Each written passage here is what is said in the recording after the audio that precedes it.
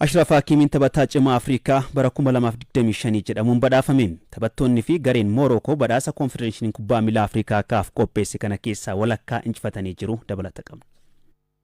Best Player of the Year Award. Confederation kubbaa miilaa Afrikaa kaaf Morocco magaalaa Rabaatitti badhaasa taphataa cimaa Afrikaa bara 2025 kenne. Sirna badhaasaa kaleessa galgala geggeeffame kanarratti pirezidaantiin FIFA Gianni Infantino kan kaaf Dr. Patrice Motsepe dabalatee taphattoonni ciccimoon duraanii Afrikaa, pirezidaantonni biyyoota miseensota kaafii fi keessummoonni kabajaa biroo argamaniiru. Badhaasa kaaf kenne 12 keessaa walakkaa taphattoonni fi gareen Morocco fudhataniiru. Badhaasa taphataa cimaa Afrikaa bara 2025tiin Ashraf Hakimiitu injifate. 2, 3. Ashraf Hakimi. Bara darbee Paris Saint-Germain waliin waancaa Champions League Europa, waancaa French, waancaa Coupe de France fi mo'amtoota Europa kan fudhate Ashraf Hakimiin waancaa kilaboota addunyaan Paris Saint-Germain xumuraaf qaqqabsiisuun Chelsea mo'amanii. Taphataan umrii 27 Hakimiin biyya Moroccoon bara 1976 booda waancaa addunyaa irratti akka hirmaattu gargaareera. Ashraf Hakimiin kana dura badhaasicha fudhachuun muuxannoo kan qabu taphataa lammii Egypt Mohamed Salah fi kan Nigeria Victor Osimhen caaluun badhaasicha fudhate. Hakimiin yeroo jalqabaaf taphataa cimaa Afrikaa jedhamuun badhaafame. Erga Mustafa Haji waggaa 27 dura badhaasicha fudhates lammii Morocco jalqabaa badhaasa kan argate ta'eera. Erga bara 1973 taphataan duraanii Dimokiraataa Riippaabilika Kongo Bwangi Shimim badhaasicha fudhatee booda taphataa sarartisaa jalqabaa badhaafames ta'eera. Hakimiin sagantaa sanarratti namoota isa cinaa turan galateeffateera. Namoota ijoollummaarraa kaasanii na deeggaran, maatii, hiriyoota gareekoo, leenjistootaa fi pirezidaantii kilaba Paris Saint-Germain Nasser Al-Khelaifi fi pirezidaantii Federeeshinii kubbaa miilaa Morocco Fozii Lekajaa nan galateeffadhaa jedhe. Waancaa Afrikaa ji'a tokkoon booda Moroccoon qopheessu injifachuuf waan danda'an hundaa akka godhus dubbateera. Women Lion of the Year Kizlaine Cheba from Morocco. Kaleessa galgala Morocco ture. Taphattuun Morocco Giziane Shebak taphattuu cimtuu Afrikaa ta'uun filamte. Shebak hiriyaa garee ishee Sana Misuudin lammii Nigeria Rashede Ajibade caaluudhaan mo'atte. Taphattuun kilaba Al Hilal Shebak waancaa Afrikaatiin Moroccoon xumuraa gahuun Nigeriyaan tapha mo'amte irratti goolee hedduu galchuun taphattuu dorgommichaan xumurteera. Goolee eegaan garee biyyaalessa Morocco Yasin Bono goolee eegaa cimaa bara 2025 ta'uun filame. Waancaa addunyaa umrii 20 gadiitiin Argentinaa injifachuun shaampiyoonii kan ta'e gareen dargaggoota Morocco garee cimaa ta'uun yoo badhaafamu dubaraan gareen Nigeria filameera. Badhaasa taphataa dargaggeessa Afrikaatiin lammii Morocco taphataan sarara fuulduraa kilaba Watford Otmane Mamma taphataa cimaa ta'uu yoo filamu dubartoota lammii Morocco Doha El Madani kilaba Rabat irraa taphattuu dargaggeettii cimtuu barichaa jedhamuun badhaafamte. Cape Verdeen seenaa ishee keessatti waancaa addunyaaf akka dabartu kan godhan Bubbistaan leensaa cimaa Afrikaa jedhamuun badhaafamaniiru. Karra eegduu Nigeria Chiamaka Nnadozie goolee eegduu cimtuu jedhamuun yeroo sadaffaaf walitti aansitee filamte. Badhaasa taphataa cimaa kilaba dachee Afrikaa keessatti taphatuuf kennameen lammiin Riippaabilika Dimokiraataa Kongo taphataan kilaba Pyramid Fiston Mayelen injifateera. Gooliin taphataan sarara fuulduraa kilaba Young Africa Clement Mize goolii hawwattuu ta'uunis filamteerti.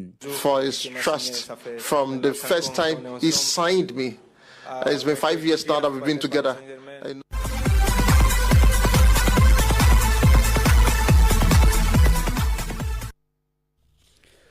Champions League dubartoota Awurooppaatiin Arsenaal injifatu Manchester United mo'ameera. Arsenaal goolii lama Alessia Russo galchiteen goolii 2-1 Real Madrid injifate. Real Madrid fi Caroline Weir goolii tokko galchitus mo'amuu jalaa hin baasne. Gara Jarman kan malee gareen dubartoota Manchester United galchii 5-2 mo'amee jira. Kilabichi baranaa yeroo jalqabaatiif mo'ame. Taphoota birootiin Paris FC goolii 2-0 Benfica yoo mo'atu Juventus Olympique Lyon waliin goolii 3 qixaan xumure. Valerenga Set Polten waliin goolii 2 qixa bahaniiru. Har'a Chelsea Barcelona, Twente Atletico Madrid, Paris Saint-Germain, Bayern Munich, Leuven Roma waliin ni taphatu.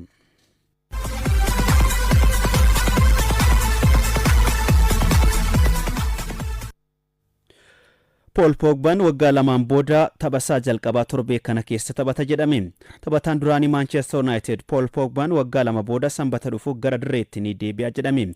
Juventus taphataa osoo jiru sababa qoricha humna dabalataa kennu fayyadameen ji'oota 18f kan adabame Pogba ganna darbe Monacoof waggaa lamaaf mallatteesse. Sanbata dhufu tapha Monacoon Reims waliin taphatu irratti taphataan umrii 32 Pogba akka taphatu kilabichi foomseera.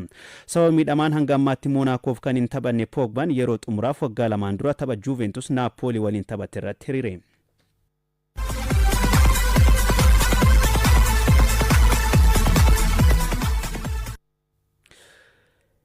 Ilmi koo baaroon deeggaraa Kiristaanoo Roonaaldootii kana booda caalaatti nan kabaja jedhan pirezidaantiin Ameerikaa Doonaald Tiraamp. Kiristaanoo Roonaaldoo Waayit Haawusitti affeerraa Doonaald Tiraamp qopheessan irratti argamee jira. Abdurrahmaan Amin.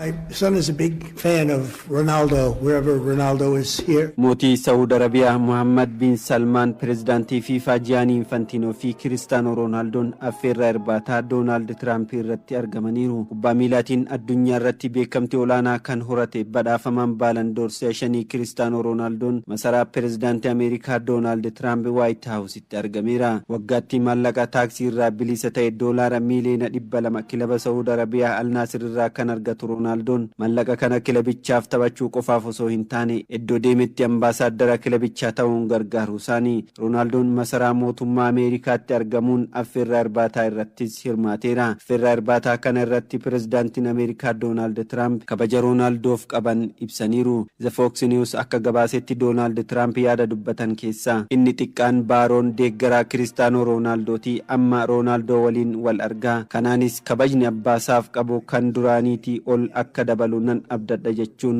qoosaniiru jedha. Yeroo kanatti Kiristaanoo Roonaaldoon iddoo akkasitti argamuun namoota hedduu biratti gaaffii uumeera. Gidduu kanatti wanti yaadamu Roonaaldoon Tiraamp irraa maal barbaada jechuunis sammuu namaatti dhufuun waan hin oolle. Roonaaldoon tapha Portugaal Rippaabilika Ayirlaandiin mo'amte irratti kaardii diimaa argachuun taphoota waancaa addunyaatiin akka hin adabamneef giddu seentummaa Tiraamp barbaada kan jedhanis jiru. Roonaaldoon bara 2009 dubartii Las Vegas keessa jiraattu Kaatiriin Maayorgaa gudeede jedhamee himatamus bilisa baheera. Gama biraatiin pirezidaantiin Ameerikaa Tiraamp bu'aa siyaasaa isaaniitiif jecha Roonaaldoon waancaa addunyaa 2026 irraa akka hin adabamne gochuu danda'u kan jedhus jiru. Yeroo hundaa miidhamni namaa kan isa dhukkubsu Kiristaanoo Roonaaldoon kana dura pirezidaantii Ameerikaa Tiraamp waliin dhimma nageenya biyyoota rakkoo keessa jiranii dubbatee ture. Sababni isaa Tiraamp humna nageenya kana ittiin tasgabbeessuu qabu jedhee waan yaadeef Roonaaldoon haasaa ji'a tokko duraa sana keessatti guyyaa tokko Tiraamp akka arguunan abdadha. Inni namoota waan tokko jijjiiruu danda'an keessaa tokkodha. Namoonni akkasii immoo na gammachiisu jedhe. Kana dubbatee torban muraasa booda Roonaaldoon Tiraampiin wal argeera. Tiraamp gaaffii Roonaaldoo ta'a jedhanii kan yaadan dhimma nageenya addunyaa ammoo gosaan wal dhabuu fi nageenya addunyaa hanga beeknutti dhiibbaa addunyaa hin taane jechuun bira darbanii. Haa ta'u malee Roonaaldoo irbaata Waashingitanitti mootii Saudi Arabiyaa waliin affeeruun kan yaadameef ispoortiin biyyattiin daran akka beekamtu taasisuu fi waldhabdee addunyaas ispoortiin tasgabbeessuun kaayyoo duraati jedhame. Dabalataan dhimmi adabbii Roonaaldoos sababa pirezidaantii FIFA Gianni Infantino fi pirezidaantiin USA Doonaald Tiraamp waancaa addunyaa 2026 keessatti namoota dhiibbaa uuman ta'aniif taphoota 3 irraa gara tokkootti gadi xiqqaachuun mala jedhameera.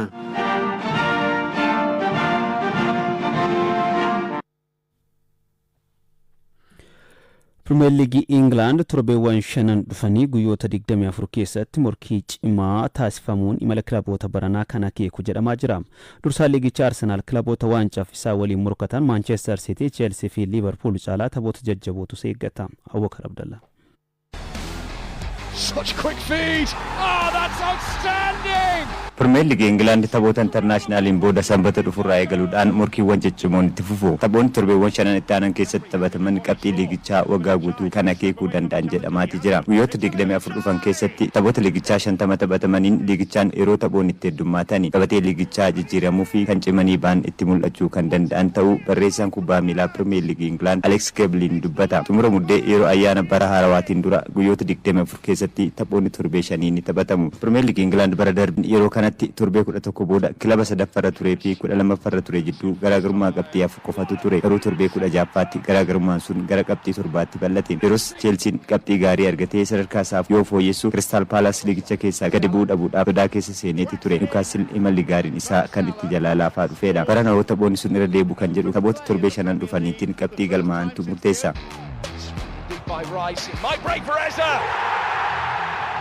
Dursaa liigichaa Arsenal ga'umsa gaariin ittiin fufuu taanaan Manchester City, Chelsea fi Liverpool dursummaa irraa fudhachuu malu. Kunis morkii waancaa kan cimsuudha. The Gunners morkattoota jajjaboo waliin taphoota isa eeggatuun dursummaa isaa dhabuu mala sodaa jedhu kan uumedha. Gareen Mikel Arteta Arsenal Premier Leaguein dilbata dhufu darbii kaaba Londaniin Tottenham waliin erga taphateen booda gara Stamford Bridge malee garee Enzo Maresca waliin morkiin taasisuu qormaata cimaa kilabichaa isa birooti. The Gunners barana ga'umsa fooyya'aa mul'isuun kilaboota ciccimoo kanneen akka Chelsea, Manchester City, Manchester United fi Newcastle United irraa qabxii kan argatan argate Brentford waliin taphata. Torbee 15ffaatti dirreen alatti Aston Villa waliin erga taphatee booda itti aansuudhaan Wolves keessummeessa. Keessattuu taphni darbii London fi Stamford Bridge Chelsea waliin taphatu iddoo Arsenal ifatti kan mul'isu ta'uu mala jedhamaati jira. Manchester City sanbata dhufu gara St James Park maluudhaan Newcastle United waliin taphata. Itti aansuudhaan Leeds United, Fulham fi Sunderland waliin taphachuun torbee 16ffaatti gara Selhurst Park malee kilaba dirreessaatti marana hin mo'amne Crystal Palace waliin morkata. Chelsea, Burnley, Arsenal, Leeds United, Bournemouth fi Everton waliin, Liverpool, Nottingham Forest, West Ham, Sunderland, Leeds United fi Brighton waliin hanga torbee 15ffaatti taphoota 5 ni taphatu. Tottenham, Aston Villa fi Manchester United guyyoota 24 kana keessatti gahumsa mul'isaniin hirmaannaa dorgommiilee Awurooppaa ni argatu moo kan jedhu qabxii akeekuu danda'u galmeessuu malu. Aston Villaan taphoota 4 kilaboota yeroo ammaa walakkaa gabatee liigichaatii gadi jiran waliin taphata. Garee duubaan Amooriin Manchester United fooyya'insa dhiyeenyaa itti fufuun garaagarummaa kilaboota olii jiran waliin jiru dhiphisuu mala. Everton, Crystal Palace, West Ham, Wolves fi Bournemouth waliin Manchester United kan taphatu ta'uun giddu galeessaan qormaata lafaa isa eeggatudha. Spurs Emirates murtii cimaa isa eeggatuun booda Fulham waliin taphachuun gara St James Park mala. Kan booda Brentford waliin taphachuun gara City Ground malee Nottingham Forest waliin morkata. Kilaboota sadarkaa gadi keessa yeroo ammaa jiranii taphoonni 5 itti aanan morkii cimaadha. Wolves taphoota 4 kilaboota kurnaffaa ol jiran waliin morkata. West Ham kilaba sadarkaa 11 gadi jiran waliin hin taphatu. Leeds United taphoota 4 kilaboota hanga 8ffaa jiran waliin morkii cimaatu isa eeggata. And travelling with it. Oh, magnificent. His goal against Bologna was good. That one is even better. And Villa lead at home in the league. Premier League England kanaan taphoota torbee 12ffaatiin sanbata dhufu Chelsea gara Turf Moor maluudhaan Burnley waliin morkii taasisuun taphoota 3 walitti aansuudhaan injifachuudhaaf morkata. Anfield Roaditti Liverpool tapha Nottingham Forest simatuun gara injifannuutti deebi'uudhaaf morkata. Bournemouth West Ham waliin, Brighton Brentford, Fulham Sunderland, Wolves Crystal Palace waliin taphatu. St James Parkitti Newcastle United Manchester City waliin morkiin taasisuus ni eegama. Dilbata darbii kaaba London Arsenal Spurs waliin taphatu dabalatee Leeds United Aston Villa waliin taphata. Wixata Manchester United Old Traffordtti Everton keessummeessa. There's Bukayo Saka. Saka! He smashes it home just before the break. CBA Premier League Itoophiyaa torbee jaffaan har'a eegaluun hamma sanbataatti taphatama. Ramaddii lamatti qoodamu magaalaa Finfinnee fi Hawaasaatti taphatamaa kan jiru CBA Premier League Itoophiyaa har'a istaadiyeem Finfinneetti Bunna Sidaamaa fi Maqalee Saba Indartaa gidduutti taphatamuun eegala. Bunni Sidaamaa taphoota 5 taphate keessaa 4 injifatee tokko mo'amuun qabxii 12 liigicha dursu Maqalee Saba Indartaan qabxii 2 qofa qaba. Kilabichi taphoota 2 qixa bahuun 3 mo'amee jira. Har'uma istaadiyeem Yuunivarsiitii Hawaasaatti darbii Oromiyaa kilabiin barana liigii ol'aanaa irraa gara Premier League guddate Nageellee Arsiin Adaamaa waliin taphatam. Baranaa taphoota 5 keessaa 3 qixa bahuun 2 kan mo'ame Nageellee Arsiin sadarkaa 15ffaarratti argama. Adaamaan taphoota 2 dhiyoo taphateen Arbaa Minciif Buna Itoophiyaa injifachuun taphoota 3 qixa bahee baran hin mo'amne. Taphoonni liigichaa boru itti fuun Yuunivarsiitii Walwala Addiigiraat Hawaasaa Baankiin Daldala Itoophiyaa Walaayittaa Diichaa waliin istaadiyeemii Finfinneetti yoo taphatan istaadiyeemii Yuunivarsiitii Hawaasaatti Bunni Itoophiyaa Madiin Itoophiyaa Qiddus Goorgis Hadiyyaa Hosaanaa waliin taphatu. Sanbataa iftaanii Finfinneetti Mirra Gannat Shireem Machaal Faasil Direedawaa Hawaasaatti Shaggar Arbaa Minch Bahar Daar Itoo Elektiriik waliin morkatu.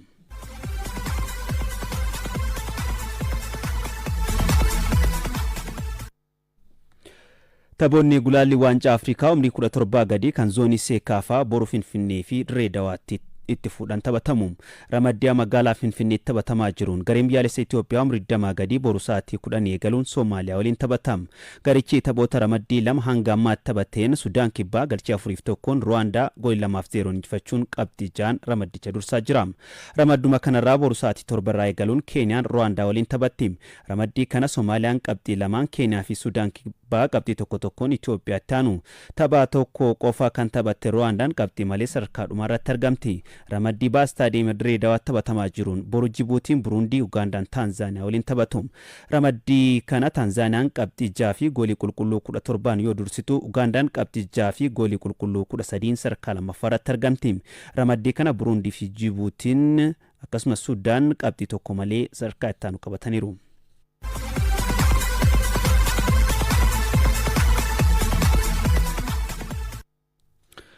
Shaampiyoonaa biskileetii Afrikaa Keeniyaatti dorgomaa jiruun Itoophiyaan meedaaliyaa warqee jalqaba argatte. Shaampiyoonaa biskileetii Afrikaa kaleessa Keeniyaa Kiwaleetti galeen Itoophiyaan warqee jalqabaa argattee jirti. Atileetiin Itoophiyaa Tsiggee Kaasaay dhuunfaadhaan warqee biyyaaf fiddeerti.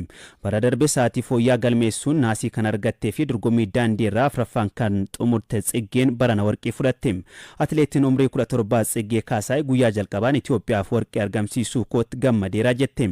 Dorgommichaan Eritraa fi Ruwaandaan meetii fi naasii yoo fudhatan Itoophiyaa irraa Raahel Gimbaatoo afuraffaa baate. Shaampiyoonaa biskileetii Afrikaa guyyoota 5 turu kan irratti biyyoonni 20 hirmaataa jiru. Shaampiyoonaan kun dilbata dhufu goolabama.